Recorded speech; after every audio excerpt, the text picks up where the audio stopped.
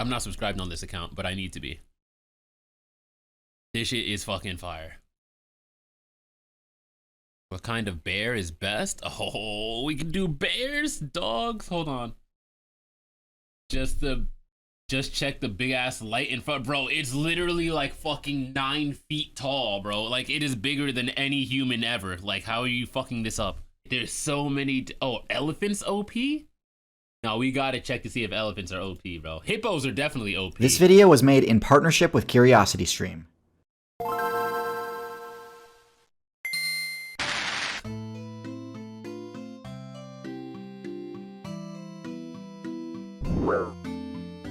What kind of... Ooh, that shit hurted.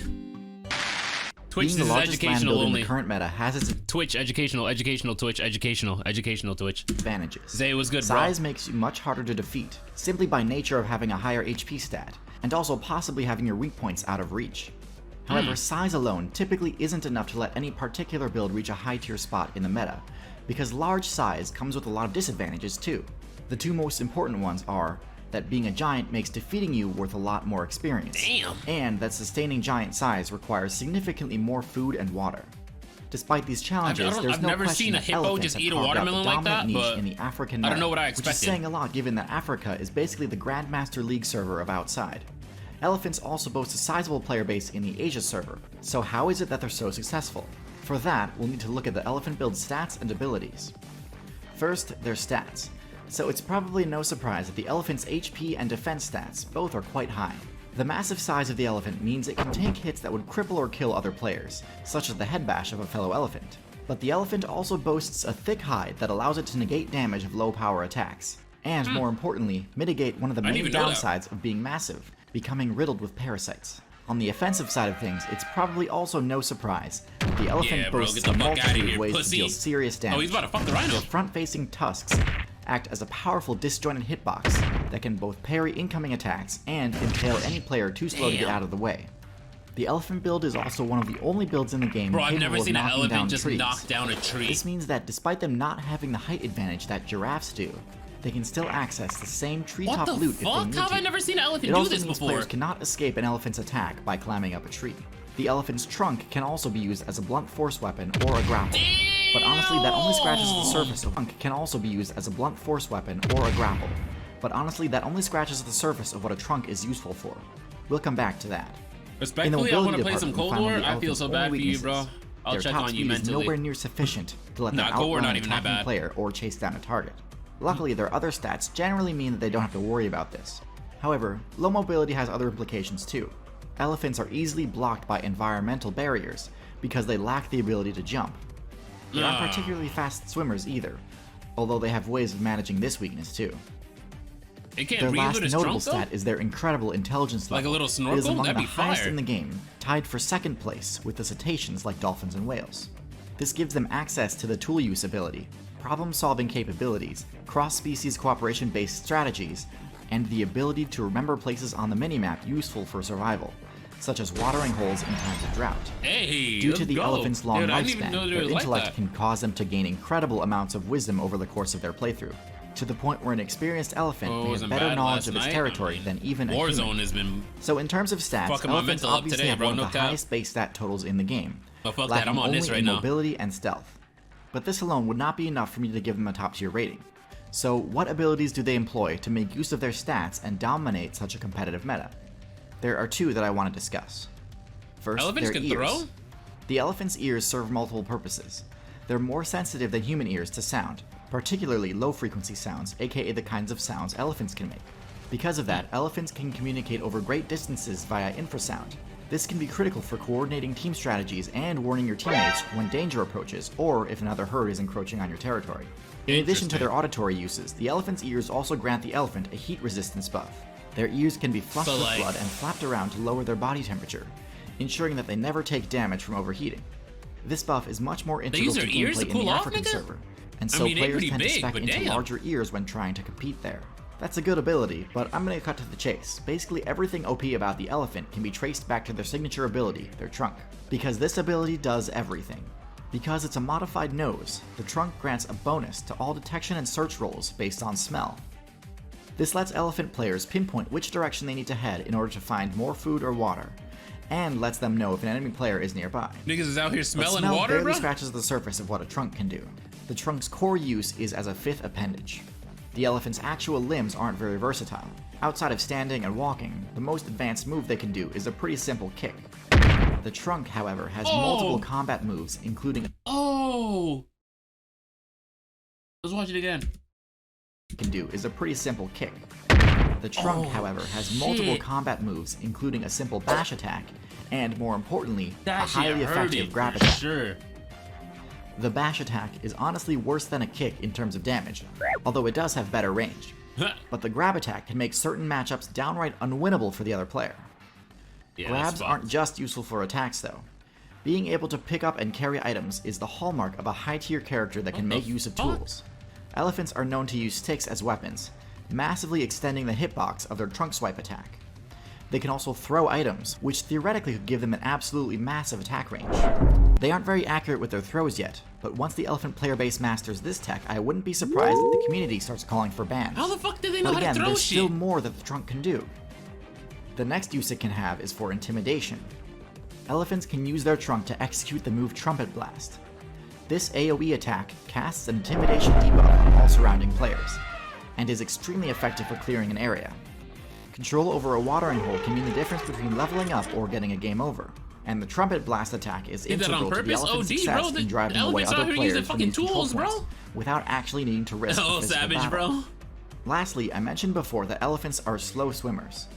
Normally this would be a problem because it means elephants would have trouble crossing large bodies of water.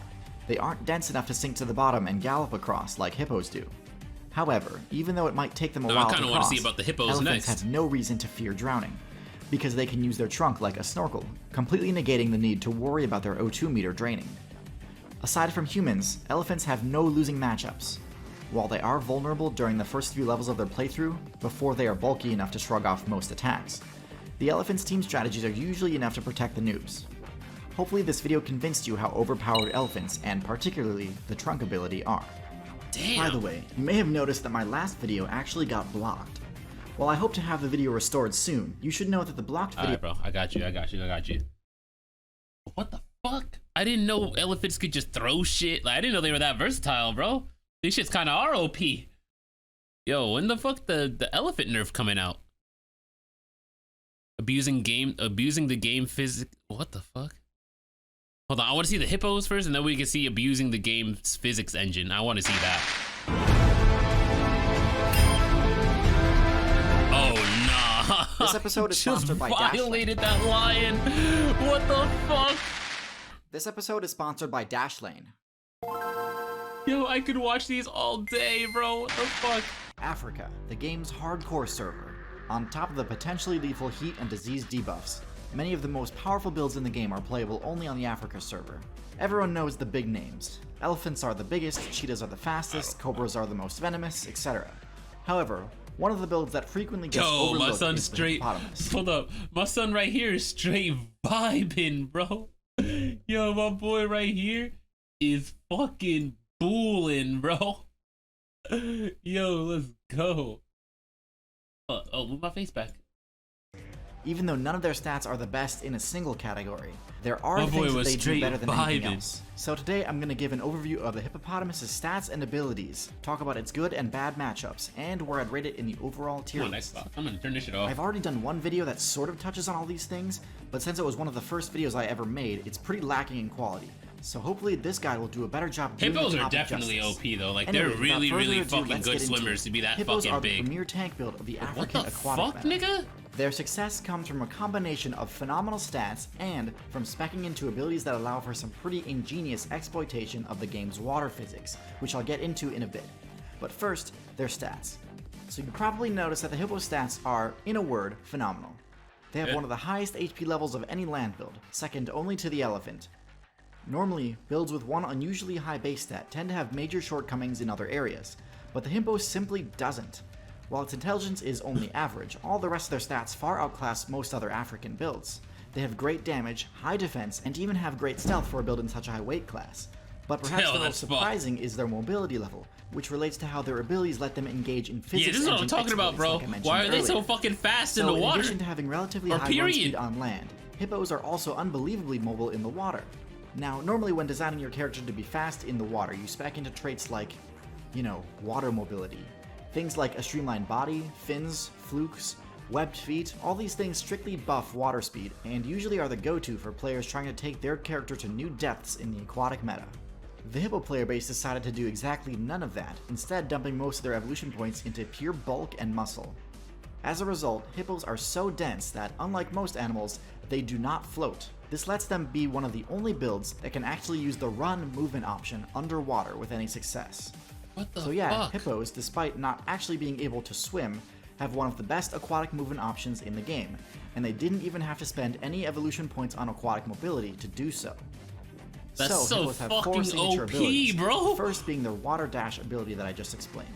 Their second ability is their 2-inch thick skin. This 2 ability is the reason inches? behind their high defense level, and it grants them some of the best resistances in the game, particularly to the common threats in the African server. It grants them Damn. total immunity to slash and bite type damage, since claws and teeth simply are too short to pierce their skin. This lets them shrug off the vast majority of standard attacks in the African meta, Bro and just is also got away. crucial for letting them survive attacks even from groups of enemies, which is normally the answer to defeating a high He's HP being target. eaten. He's just like, yo, can y'all Defending like from fucking physical stop, attacks bro? is important, Like, but yo, it's just as I'm trying to get back to the critical water make and sure all. your elemental resistances are adequate too. Because hippos have spec'd into the hairless trait in order to minimize mobility debuffs in the water, they're highly vulnerable to solar damage. In order to mitigate this issue, hippos have spec'd into sweat that grants them UV resistance and, as an added bonus, They grants sweat? them resistance to infection. I mean, well, Another yeah, they don't hugely have fur, so I beneficial trait guess. to have when you spend most of your What the time in fuck? unclean water, potentially with open wounds. The only Resist. downside is that while active, it gives the hippo players a reddish tint, temporarily lowering their stealth level. Their last special trait is their tusks. Hippos haven't spec'd into carnivory or even omnivory. They're strictly herbivorous and can't gain any XP from meat. Really? However, regardless of this fact, they have one of the most damaging bites in the game. On top of the sheer force of the bite itself, which is around a Bro, ton, just by the way, one shot at a their lion. tusks deal massive damage to anything they puncture. Damn, bro. But on top of the hippo's damage potential, their tusks offer another important benefit: intimidation. Bro was missing some so shit. the most effective intimidation techniques are the ones that can be quickly switched on and off. A coral snake's colors are always bright, and a spider is always creepy, but hippos aren't always terrifying. In fact, most of the time they appear non-threatening. Oh, Yet in dude. an instant, they can crank up the intimidation to 100 just by opening their mouths. A hippo player with intimidation active is one of the most intimidating things in the entire game. Where the easily fuck being do those able to things scare off go? even some of the bulkiest builds, like rhinos. Okay, so for matchups, hippos sport one of the most comfortable matchup spreads possible. Because they're highly resistant to bite and slash attacks, most of the relevant predator matchups, such as crocodiles, lions, They're just vibing? hyenas, and painted dogs, are highly favorable for the hippo. On top of this, the hippo's own Oh attacks my can god, that one-shot came any in. of those I don't even know if predators. that's an alligator or As not. for They're just bad violating matchups, it. Any builds that focus on stab-type weaponry can definitely give a hippo a hard time. In particular, elephants and rhinos both have long enough horns or tusks to pierce the hippo's thick skin and deal critical damage to if they're foolish enough to challenge them. That shit hurting. Fortunately, the rhino's low intelligence makes it highly susceptible to intimidate abilities, so that matchup is by no means unwinnable.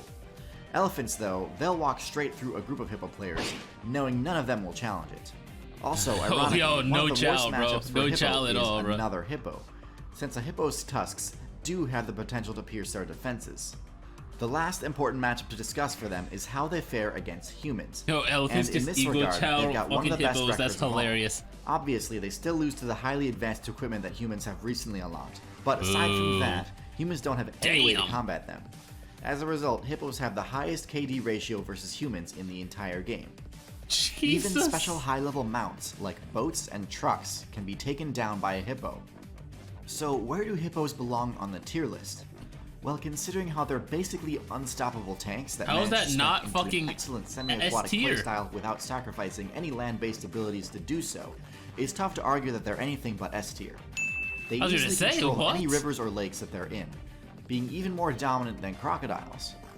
In fact, while currently the vast majority of the hippo player base is in the African server, a few of them have recently broken into the South American meta. Now, South hippos have one of American the lower meta. spawn rates in the game, so it'll be a while before we can really assess their viability in servers outside of Africa. But I would bet that eventually Hippos will be one of the most dominant builds in South America too, especially since they have great matchups against the top tiers there too, like the Cayman and the Jaguar. The Piranha player base might give them a hard time though, so we'll have to wait and see. Their thick hide offers a lot of protection, but with hundreds of bites chipping it away, even the Hippo might struggle. Protecting your hit points is critical to survival in the current meta. Oh, my man hit the U. Is protecting your passwords. And that's where today's sponsor, Dashlane. Yo, can it bite the armadillo? It's definitely probably eating that armadillo. My passwords and keep myself safe online. Because it literally does everything. What the fuck? I didn't even realize it was an ad, nigga. What the fuck? He be cutting into the ad so smooth. I gotta get like him. Oh, humans are definitely OP. I'm not even trying to hear that. I don't even know what a water bear is. How humans broke the game. I kind of want to see that. Lizard tier list. Top 5 animal team combos? Oh, hell yeah. This episode was sponsored by Skillshare. Every character in the game has its weaknesses. For example, crocodiles, which possess the strongest bite attack in the game currently, get completely shut down by a single grab.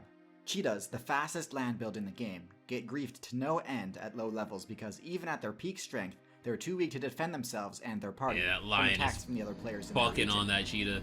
Seals have high speed in the water, but, I mean, look at this. What is this? There are two main ways you can circumvent your character's weaknesses. The first would be to reallocate some of your stats to create a more well-rounded character. One example of this would be the sea lion, which is a more well-rounded version of the seal. While they aren't quite as good as swimmers as seals are, they do have great water mobility and can also hold their own on land. The second option, at least my nigga's trying. Better option, would be to team up with another player whose character complements yours, so that you can cover each other's weaknesses without sacrificing the most impressive aspects of your build. So today I'd like to highlight the top 5 animal team combos, starting off with number 5. Mammals are uniquely susceptible to parasites like biting flies and ticks. Since many of them don't have long grasping arms or opposable thumbs, they don't really have any way to remove a parasite that's biting them. This is where the oxpecker comes in. Oxpeckers can cleanse any mammal of their parasite debuffs, an indispensably important perk to have. The oxpecker gets a free source of XP and also gets protection by sticking with a party of players in a much higher weight class. This potential team combo is one of the biggest benefits of playing an herbivore class as opposed to an omnivore or carnivore, because oxpecker players avoid those builds. Next we've got the coyote and the badger. Both of these builds are solid high tiers on their own, and they don't have too much of a problem securing eliminations without help. However, against other team strategies such as prairie dogs, they do run into some issues. Coyotes can outspeed prairie dogs on the ground, but they can't do anything to prevent them from simply hiding in their burrows. Badgers, conversely, can easily dig up burrows, but aren't nearly as mobile as coyotes. So to cover all the prairie dogs' options, coyotes and badgers will team up and hunt cooperatively. What the fuck? Prairie dogs that flee their burrow will get caught by the coyote, and players running from the coyote back to their burrow will be caught by the badger. This is a similar technique. That's actually kind of fucking broken. I'm not gonna lie, the devs need to do something about that. Builds in the game.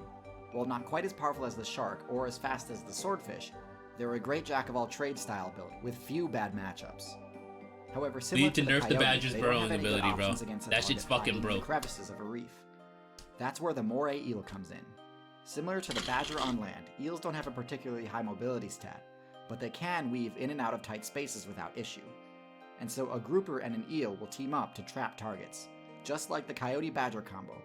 Fish fleeing the eel player will get caught by the grouper, and the looming presence of the grouper will intimidate other fish players into trying to take cover in the reef, where the eel is positioned to strike.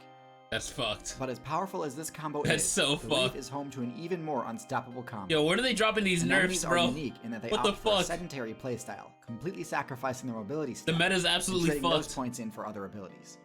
Some do retain their ability to move, but these options aren't particularly fast and leave them highly vulnerable while doing so. Anyways, sea anemones have the death touch ability, similar to jellyfish. But because they have such bad movement options, they don't have many choices when it comes to catching their prey or escaping an attack. Oh, rip. This is where they benefit immensely from teaming up with clownfish. So clownfish are pretty much perfectly spec'd to cover the anemone's bad matchups. They have immunity to the death touch ability, so they aren't insta-killed by the anemone.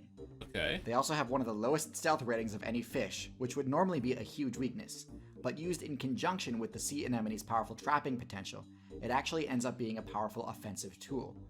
The clownfish can essentially serve as bait, luring in other players who then get caught by the anemone. In addition, clownfish are actually skilled rushdown fighters that can easily chase off builds that pose a threat to the anemone, in some cases chasing off players far beyond the clownfish's weight class. But if the clownfish does encounter a player that they can't fight head-on, they can safely retreat to the protection of the anemone.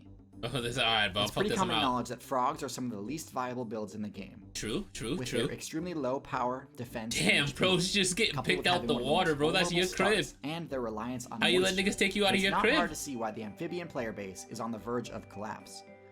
But they do have a few upsides, most notably their fast tether grab, as well as one of the highest jumps in the game. The tether grab specifically is why it makes such an effective teammate to the tarantula. Spiders in general are extremely effective against flying builds like moths, dragonflies, and wasps. However, because tarantulas didn't put any skill points into web building, instead using those points to increase their base stats, they don't have as good a matchup against flyers, and actually end up getting bodied pretty hard by them. Really? This is where the frog comes in. What the fuck was that? Bodying a tarantula? Actually end up getting bodied pretty hard by what the fuck is that bug, bro? Hold on. It's good a matchup against flyers, and actually end up getting what kind of fucking pretty hard by them. This is where the frog comes in. You will never catch me in Africa, bro. What the fuck is that? Treat frogs as pretty easy targets, as their fangs can usually defeat them in one hit. But experienced tarantula mains will actually party up with them, as their tether grab is super effective against flying types, perfectly covering the tarantula's weakness. Meanwhile, the tarantula will protect the frog from pretty much any ground-based threat. It's an awesome team combo, one of my personal favorites. More tarantula and frog players need to adopt this strategy. Teamwork is one of the most effective ways in the entire game to win encounters, but working with others presents its own set of challenges. For example, if a clownfish fails bro, we need to rethink the next fucking patch, bro. Some of this shit needs to get balanced because this is ridiculous. Communication is the most important factor in teamwork, and understanding what makes communication effective is something that comes with experience, but you can also learn about it by taking communication classes on Skillshare. How the fuck does he slip the ads in so easily? You can learn tons of valuable new skills to level up your game. It's one of my favorites. I've got a ton of fun stuff planned. Oh, was that the end of it? Yo, on God, I didn't know. Bro, how the fuck is he so good at slipping the ads in? What the fuck? Alright, one more, and then we'll get back to Warzone. What the fuck, though? Humans broke the game. Dinosaur tier list? That sounds fire. The dinosaur clips in this video are from documentaries you can find on Curiosity That sounds fucking fire. More on them at the end of the video.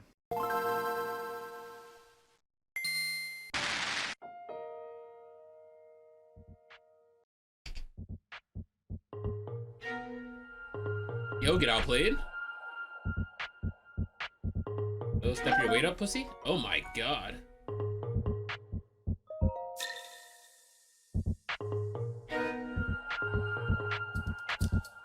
The fuck? That shit could climb?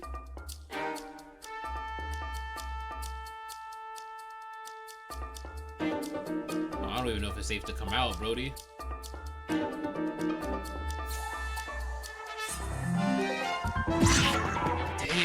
Dinosaurs were some of the most powerful builds to ever be introduced to the game. While other factions like the Mammal Guild and Arthropod Guild have come up with some pretty impressive ones, on land, nothing has yet topped the sheer power of the Reptile Guild's greatest achievements. Even though their massive size is perhaps their most notable trait, there was also a ton of variety. Wait, that shit was bigger than a fucking plane? Size is perhaps oh my God, that shit was heavier than a Boeing 737. What the fuck? The most notable trait, there was also a ton of variety in the abilities Dude, and combat make strategies sense in my that these brain. builds employed. And so today I think it's finally time to release my dinosaur tier list. Obviously there's a ton of dinosaur builds, so there's no way I can cover all of them, but I definitely will try to hit the important ones. It's worth noting that the reign of the dinosaur faction lasted more than twice as long as the reign of the mammal faction that supplanted them.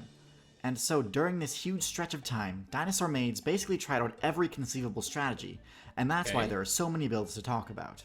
But as always, we'll start from the bottom of the tier list and move up from there. We gotta peep what was up. At the bottom, we've got Dromaeosaurus and Camptosaurus, two very similar herbivore builds with an interesting stat spread. Dinosaurs are known for their immense strength, but neither of these builds boast any sort of offensive capabilities. Wait, what? Instead, they have a modest but below average defensive spread, decent mobility, and above average intelligence for a dinosaur. These builds took advantage of how powerful the other How are we herbivore measuring builds dinosaur were intelligence by sticking by the bulkier ones and relying on them to defend the herd. They also took advantage of the fact that they were faster than other herbivores, even though their mobility was lower than most predator builds.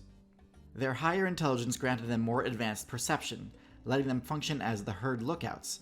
But nonetheless, these builds were helpless on their own, and were easy targets for predator mains if they were ever caught undefended. Their lack of self-sufficiency puts them in F tier, in my opinion. Go back to dinosaur age, bro. Because later on, this faction started speccing into either extra armor on their heads or spikes on their thumbs, we got much better options for dealing with aggressive players. I'm glad this shit got nerfed, bro. I'm glad the dinosaurs got nerfed, because this shit's fucking The first being Coelophysis. Coelophysis was one of the first dinosaur builds that the devs introduced, and like all of the early dinosaurs, it really was nowhere near the power level of the ones that would be added to the game later in the Jurassic and Cretaceous expansions. Jesus. The only reason it became such a popular and dominant build was because it starved and dehydrated more slowly than its non-dinosaur rivals.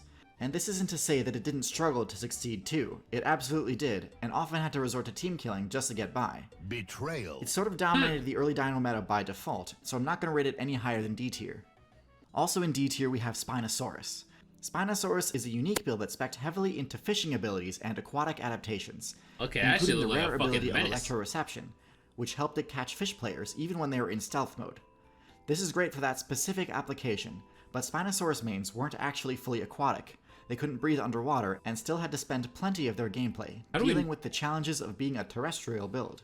How do we know all this about dinosaurs? Their stats and abilities leave a lot to be desired in terms of contending with the terrestrial meta at that time. Because they'd spent so many evolution points adapting their build to be able to fish, they'd secured themselves a unique niche at the cost of being able to hold their own in general combat. They'd get bodied by most other carnivore mains and outsped by most herbivore mains, leaving them in an awkward position. If they'd had more time, they might have been able to gain enough experience to spec into a fully aquatic build. But unfortunately, the devs decided to up the overworld temperature, raising the sea levels but drying up the rivers, leaving the Spinosaurus player base without a niche. Oh damn, that's just a tough. The lesson here is that if you ever find yourself that's speccing just into a the tough playstyle balancing of an patch for amphibian, them. you may want to reconsider how you're spending your evolution points. Last in D tier we have the Hadrosaurs. Now, I don't have a ton to say about these builds. Generally, their main game plan is pretty simple: see a predator coming and run away. This is pretty similar to the Dromaeosaurus and Camptosaurus playstyle I mentioned in F tier, but instead of relying on the more powerful herbivores to defend them, they had the HP required to shrug off a hit or two, and actually had the mobility required to escape, assuming they saw the attack coming. Overall, this build was pretty easy to play, but had a low skill ceiling as well, since they had no actual combat abilities. Oh, really? Yeah, you're getting bodied. There's a reason players consider Hadrosaurs more forgettable among dinosaur builds. In C tier, we've got two of the most famous Jurassic builds. The first is Stegosaurus. Taking a quick look at the Stegosaurus' stats, it's clear that this build was extreme on many Power and defense fronts. are up. It had one of the lowest intelligence levels of any dinosaur, and also didn't exactly have much in terms of mobility either. However, it had pretty incredible combat stats and powerful abilities to back it up. Most notably, its backplates and Thagomizer. Their backplates significantly reduce the chance of an attacker scoring a critical hit against them, since it's much harder to bite down on a Stegosaurus' weak point when there are plates in the way. Their backplates can also be flushed with blood to grant a large intimidation buff, which works great against predator and herbivore mains alike. The Thagomizer is one of the most unique weapons of any dinosaur build. The Thagomizer has one of the highest critical hit chances of any weapon in the game, often dealing enough damage to one-shot most players. Shit? Because it's a tail spike, this attack has a lot of reach, making approaching a defending Stegosaurus player extremely difficult. However, the strategy was by no means perfect. Their low mobility made fleeing from battle impossible, so if an enemy did know how to subvert its defenses, Stegosaurus mains would be out of options, and since their tails weren't long enough to cover an attack from the front, that was often their downfall. Thankfully, their base game plan was relatively simple, so their low intelligence didn't hinder them too much. Also in C tier, we have every Stegosaurus main's arch enemy, Allosaurus. Was their best move. The Allosaurus build was unique, in that it actually invested very little into the bite attack, only having the bite strength of a lion. Instead, Allosaurus dealt damage by using its head like a battle axe, swinging its open jaw down onto an enemy player. Damn! This dealt heavy damage but was nowhere near the devastating power of some of the top tier dinosaur combat moves. It had the highest top speed of any build during its time, but had relatively low stamina, meaning it could only sprint for a short time, also similar to lions today. While one-on-one, Allosaurus tended to get bodied by the stronger herbivore players of its time. In packs they could take down just about anything. Enough for all that. Overall, a solid mid-tier, whose strategies got expanded upon and refined by the later dinosaur builds. In B tier, we have a few builds which did the exact opposite of what Allosaurus did, in that they put a ton of evolution points into a single combat tactic. First, the build which spec'd into the claw skill tree, granting it the longest claws to ever exist in the game, TeirZonosaurs. TeirZonosaurs were excellent in 1v1 combat, because their claws gave them incredible reach and damage, perfect for slicing at the heads of carnivore mains that were trying to bite them. Their slash attack was the strongest the game had ever seen. In fact, they put so many points into the claw skill tree that they had none left over for teeth or mobility, and were actually forced to change teams from the carnivore side to the herbivore side, making them the only build from the theropod faction to opt not to be a predator. This actually worked out really well for them, because they no longer had to compete with the other predator mains for XP, and were also taller than most herbivore players typically seen in the forest biomes. So at least you're getting your food. Sure, they were lacking in intelligence and mobility, and also couldn't actually gain any experience from the enemies that they defeated with their claws. But all in all, they had a surprisingly effective strategy. Not a perfect defense, as they were definitely still vulnerable to coordinated assaults, but definitely an above average build. On the opposite end of the spectrum from Allosaurus and TeirZonosaurs, both of which had either weak or non-existent bite damage, we have the carnivore build that put all of its evolution points into maxing out the bite attack, the Tyrannosaurus Rex. Oh, the T-Rex is B tier? Had the most powerful bite attack in the history of the game, able to take out any player it was able to bite in a single hit. This also gave it the ability to crush bone, letting it access the XP-rich marrow inside. The T-Rex is B tier. I'm confused. T-Rex was a hybrid between a predator and scavenger build. It didn't have the greatest luck taking down the heavily armored herbivores of the Cretaceous expansion. God damn. But it could certainly defeat them if the T-Rex players worked in a group. And as a scavenger, its massive size gave it the ability to steal kills from other carnivore players who had no hope of surviving its devastating bite if they got in its way. T-Rex did, however, have to sacrifice all of its other offensive strengths to maximize its bite damage. Oh, niggas about to rip the arm off! Its arms were so short that its claw attack had pathetic range, making them useless both for holding prey and fighting rivals for territory. Damn! And it also wasn't particularly fast outside of short bursts of speed. So if players saw it coming, there's no way you don't hear that big bitch coming, bro. They wouldn't have too tough a time avoiding it. Still, with team strats, it was near unstoppable, and it always had the option to fall back on scavenging, so it was definitely a solid high tier. The last B tier build I want to talk about is Triceratops. Triceratops is B tier too? In a single direction, no build has ever come close to Triceratops. Only B? Their horns can deal massive damage in a single swing, even to giant carnivore builds like T-Rex. Looking at its stats, it's pretty clear that going head-to-head with this thing would end badly. Damn, bro. However, one thing I've noticed is that players nowadays fail to remember its main drawback, low intelligence. This thing was pretty close to a modern-day opossum in terms of brain power. And as many of you should know from my Australia video, marsupials are some of the least intelligent mammals. People assume Triceratops behaved similar to a modern-day elephant, since both are about the same size and sport powerful front-facing weaponry. However, the herd behavior that makes elephants so untouchable by predators was absent in the Triceratops build, as they were mostly solitary, and this was due to their low intelligence stat. Because of that, they were highly vulnerable from being attacked from behind, or from multiple angles at once. Right in the ass! Triceratops' low intelligence also meant that it was easily tricked into walking into ambushes set by carnivore mains, which pretty much always meant a game over for the Triceratops. Yo, tell me why Jalen is FaceTiming me. Yo. Yo, let me finish this video. I got like 5 minutes left. Alright. Alright. Alright. Alright. Alright, nigga, damn, hang up, bitch!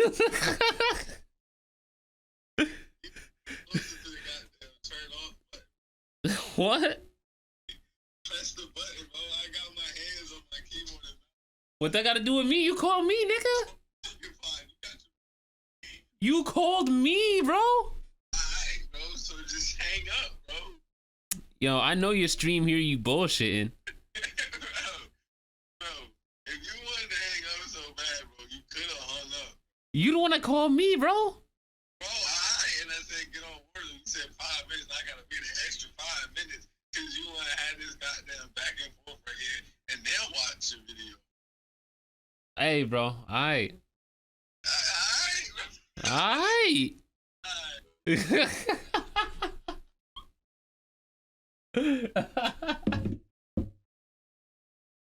Yo, what the fuck?